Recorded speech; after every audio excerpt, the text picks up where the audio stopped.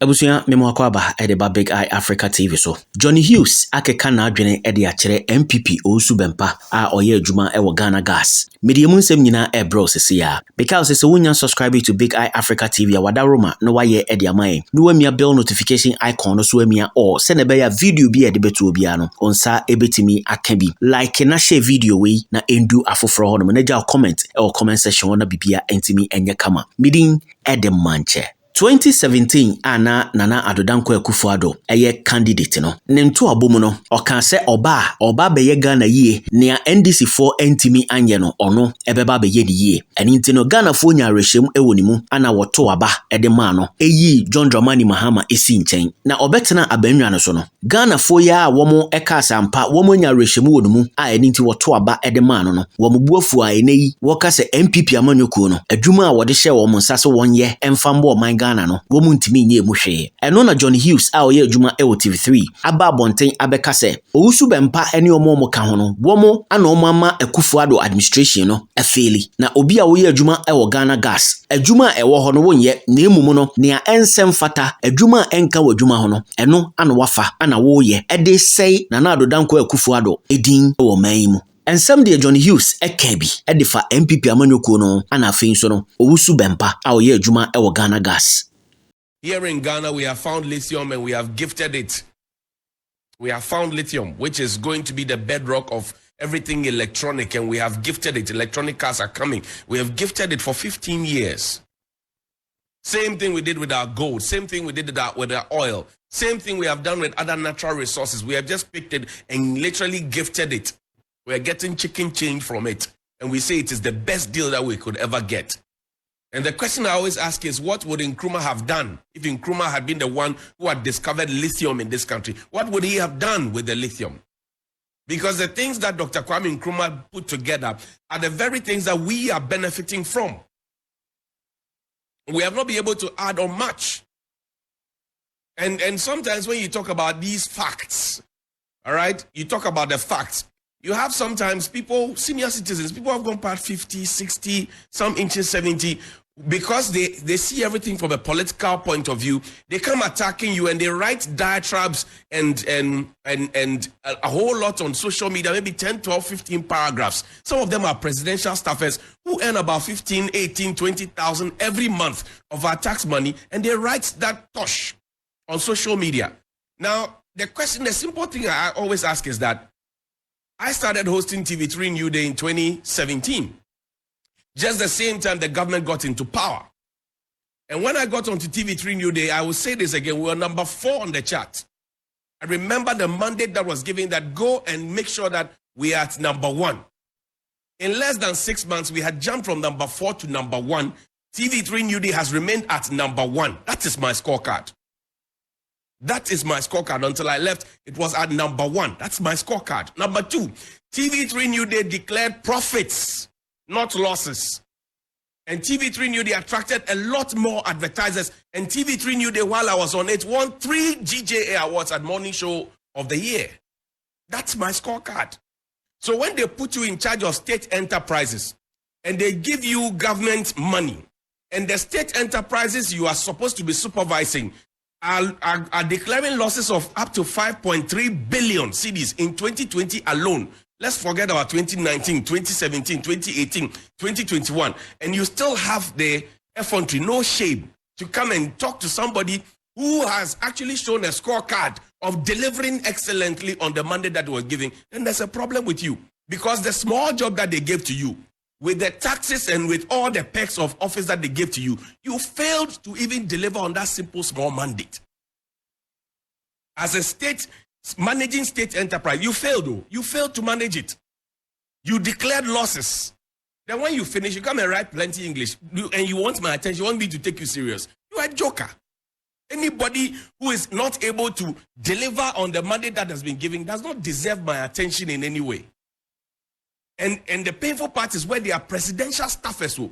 So you can understand how the state-owned enterprises and why the state-owned enterprises are declaring losses, because instead of focusing on the presidential staff work, they are busy on social media insulting people, they are busy attacking people, they are busy chasing people, they are busy endorsing that radio stations and TV stations should be intruded, they are busy condoning a lot of nonsense. So they have left their original job as presidential staffers with designated roles. And they are actually chasing people who are speaking truth to power, people who are speaking up. It's a very serious matter. It's just like me being given the role as morning show host on 3FM Sunrise, and then I come to work, and instead of being here to moderate the show and to actually do Johnny's Bites and everything else, I leave it and I'm with the security guards at the gate, and I'm asking which car should come in and which car should not come into the premises. I don't get it. Is that what I'm paid for? No. So because you are all failing the president. The president who said he was in a hurry, he actually put people there who are not in a hurry at all, who don't see anything. They only see party. Then you have another one who is a deputy communications director for the party. He speaks more for the party than he speaks for Ghana Gas, where he's supposed to be earning his daily bread and salary from. If you ask today what he is properly known for in this country, you will know that he is known more for MPP communications than he's known for his role at Ghana Gas, which was built by the same person he's vilifying. If it had not been that man, he would not have had a job to do. So the agenda 1, agenda 2 is too much. Today, call President Akufo-Addo, give him a speech, and ask him to mention the word corruption. He cannot mention the word corruption. He cannot mention the word corruption. Meanwhile, before he got into power, he was the incorruptible Nana Addo Dankwa Akufo-Addo. Incorruptible Nana Addo Dankwa Akufo-Addo. You just read what the OSP said about Charles Eduboahene. You just read what the party people are saying about Professor Kwabena Frimpong Boateng. You just read the AG's opinion, legal opinion on the work that Kwabena Frimpong Boateng had done. And you've been listening to some of the party people now saying that it was a mistake for the good old prof to have been appointed and to have been asked to chair the Interministerial Committee on Illegal Mining. Corruption will always find a way to fight back, I tell you. Corruption. I say call the president. Give him a speech, incorruptible Nana Addo Dankwa Akufo-Addo, and ask him to talk about corruption. He cannot. Because the corruption is all around him. Dr. Takeda said Martin Amidu made no mistake when he said Nana Addo is the mother serpent of all corruption. He made no mistake. It's there. And I'm talking about state-owned enterprises. Show me the National Theatre video. National Theatre is a state-owned enterprise. The president has put one of his retiree friends at the National Theatre. Right? And for the past 12 years, the National Theatre has declared losses. Dr. Mensah Otabil said the National Theatre is malnourished. This is the VIP area of the National Theatre. The National Theatre smells, it stinks. A jefu, a bong. The National Theatre, it smells, it stinks, a bong. The air conditioners are a total mess. Should I take you to the washroom? But they charge monies for the National Theatre. Show me the other video. Where, so look at it. They put a chair. That's a VIP area. National Theatre of Ghana. This was even a donation from the Japanese government to us. Donation. Akekewo or the chair. And they put you in charge of state-owned enterprises. This is your scorecard. You should even be ashamed. You should not be coming, look at it, look at the chest, look at it. You should not even have the effrontery and if there's any shred of dignity left in you, you should not come out as you are managing state-owned enterprises who are declaring losses. They are giving us this baller. And you have still the guts to write. You think that writing English is what makes you intelligent, or insulting people is what makes you intelligent? It doesn't make you smart. What would actually make people know that you are smart is when you focus on the job that has been given to you and you deliver. So you met National Theatre in a certain state. Then you went there as state-owned enterprise manager. And then you turn the situation around. That is how people respect you. Look at what is happening at Gihok. Today, when I finish talking about Gihok, they are now using the premium bottles that are supposed to be for export to do local production. After I showed it on TV that it had been left to the vagaries of the weather. That is your job. No, sorry, I now on Facebook now. Kasa penyin toto, kasa rough. It's not good. So what are you teaching the younger generation to learn? I will not insult you. I will tell you that you have failed. You are a failure. And if the president is minded, he would have sacked all of you, but he won't sack you because he loves party loyalty more than he loves the country. That was National Theatre. 12 years of failure. They're keeping a retiree there. I grew up at the National Theatre. I grew up at Folks Place. And sometimes when Folks Place was too busy because they had the show there, they took us to the exhibition room at the top. I grew up National Theatre, Fun World, Kidafest. That was where my umbilical cord for the arts was cut, National Theatre. So when I speak about the National Theatre, I have a certain passion. Go to National Theatre and speak to the workers. They are disgruntled. They are not happy. Look at, I just showed you a video how National Theatre looks like. It looks very dirty. It stinks. A bong, you saw the chairs, dirty. And I took this video 2 weeks before I went to South Africa. 2 weeks. The National Theatre, a bong, is smelling, it stinks. They are declaring losses. The workers are not happy. It is a state-owned enterprise. So now if you have been given a state-owned enterprise tomorrow, and this is your scorecard, how do you come to me who is declaring profit, who is going up the ratings, who is staying at the top? How do you come and even compare yourself to me? How do you do that? You are an embarrassment. If you do that, it means that you have no shame. Another point is when I got in here, show me the tweet from the president. When he was in opposition, 2012, 30th October. Today is 31st. I decided I wanted to show it yesterday, but I couldn't. 9:53. He says, Mr. President, if the lights go out and come back on, isn't that doomso? Hashtag Mahama must go. Hashtag IEA debate. Hashtag vote Nana 2012. Well, he didn't get the nod in 2012. But this was what he said. The lights are going off. In South Africa, they are also rationing power. But guess what? They have been honest enough to publish a list because in South Africa, they did not politicize power outages. In this country, we politicized power outages. It was a major campaign weapon. Today, the same situation is staring us in the face. Gridco said there was a shortage of gas supply. In the past, a cleric said that the doomsaw was a wisdom problem. When they say something is a wisdom problem, it's that the people managing it, they don't have the sense. They don't have the wisdom to manage it. In the past, a cleric, respected cleric in this country, you know. So now, Mr. President, I ask you your own question. If the lights go out and come back on, is it not doomsaw? I'm asking you your own question. I'm just flipping it and asking you, putting you there. You are the president now. So let's read it together. Show the tweet. Mr. President, if the lights go out and come back on, is it doomsaw? Or is it not doomsaw? I'm asking you, Mr. President. Because you'll be there and the lights will go off. No prior notice. The lights will just go off. Does that not affect industries? Does that not affect private businesses? Does that not affect the livelihood of the people? Does that not affect the comfort and luxury of the people? Because you promised change. So is this the change? Is this the change? And I will continue asking you these questions because when you were asking these questions, we joined you to ask the previous government these questions.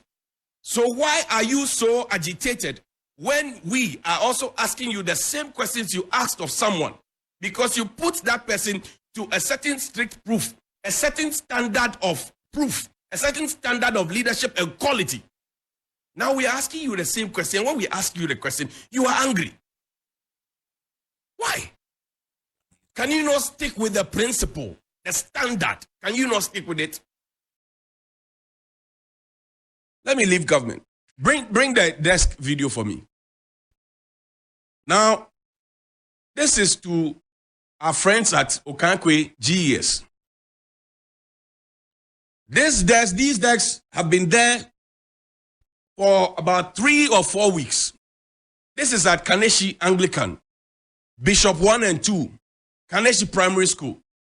And this particular school has gained the pension for doing this because I remember 2 years ago, I saw some desks that were there and I had to shoot this showing you the sun and the clouds that soon gathered and then how the chairs had been left. You cry, Johnny, we don't have chairs, so tell government to bring us chairs, so the children don't have anything to learn with. So Johnnie Hughes will bring his bid mark, come and talk about it. When they bring the chairs to you, then you leave it in the sun and the rain. Government will provide the chairs for you. Then you leave it in the sun and the rain. You are also part of the problem. I remember that I asked the priest, when these chairs were brought, he said somebody came to call him from the vicarage and told him that they had brought chairs, that he had to come and account for it. Then suddenly one of the headmasters came, and that was it. It's been there. I saw the decks myself 2 weeks before I went to South Africa. I've been to South Africa for a week and back. The chairs are still there. I took this video as yesterday. Yesterday, I took this video myself. Yesterday. This morning, I'm sure the chairs will still be there. So you are also part of the problem. You will complain, give us chairs. You complain, give us facility. They will use our tax monies to buy the things for you. And I will applaud government for providing these decks. Belatedly though, but for providing them, I will applaud government. Now the headmasters, the circuit supervisors, the headmistresses, the teachers. What is your job? Passing by these desks every day to go into the classroom. Can't you at least mobilize the students to carry their own desks to the top? Can't you? Can you not? Is this so hard to ask? Can you not? Hey, Bempah, the people at Dominic, they didn't try. You have eaten the woman's yogurt. You have eaten the woman's plantain chips. And you are still shouting, we won't change. Why did you take the plantain chips and the yogurt in the first place if you wanted change? But you see, in any serious country, Safo knows that we are not in a serious country. So she will still abandon her cabinet position. She will still abandon her constituents. She will do TikTok videos and dance and make mockery of all of us. And the president, she knows that the president will not be able to sack her. And then she will come back after that, do a small video to speak slangs and say, I apologize, not very well, but party English, Irish, just go to me for Cobra language. And then she comes back to say she wants to represent the people again. Because she knows we are not in a serious country. In any serious country, the people would have written a petition to say impeach her. In any serious country, the president would have been the first if he was really the man who we voted for, spoke all the nice English, told us he was a man in a hurry, etc. He would have sacked Adwoa Safo, but no. We were rather told by Honorable Kennedy Japan, who wants to be president, that he was giving 124,000. He has not denied that he was giving 124,000 from the Chief of Staff office when children didn't have water to drink. They didn't have food to eat. School feeding caterers were demanding for 97 persons to feed their children. They gave one person 124,000 from the office of the Chief of Staff to give to Adwoa Safo. And it was deposited into a Fidelity Bank account, according to Kennedy Japan. But she knows that we are not a serious country. And she knows that some people will still queue and vote for her because it is in the interest of the party and not in the interest of the constituents and the constituency. So then the question you ask is that, what kind of voter education do we give our people? Where is NCC in all of this equation? Are they giving the monies that they need to be able to reorient the minds of the people? The people are shouting, we want change. But we know what the dynamics are in Dominic. It's predominantly an MPP constituency. It's one of the largest constituencies in the region. Adwoa Safo knows that when she pushes, she will win. So she's coming up to do her bidding. She's in the market promising things and etc. And people will still queue and vote for her. Because we think that, well, it is it. And people will make go about the politics of, oh, she's a woman, blah, blah, blah, blah, blah. Look, what Madame Adwoa Safo did to the people of Dominic is akin to what the people of Santo Kofi, Akpafu, Likpe, and Lolobi are going through, not having a representation in parliament. That's what it meant.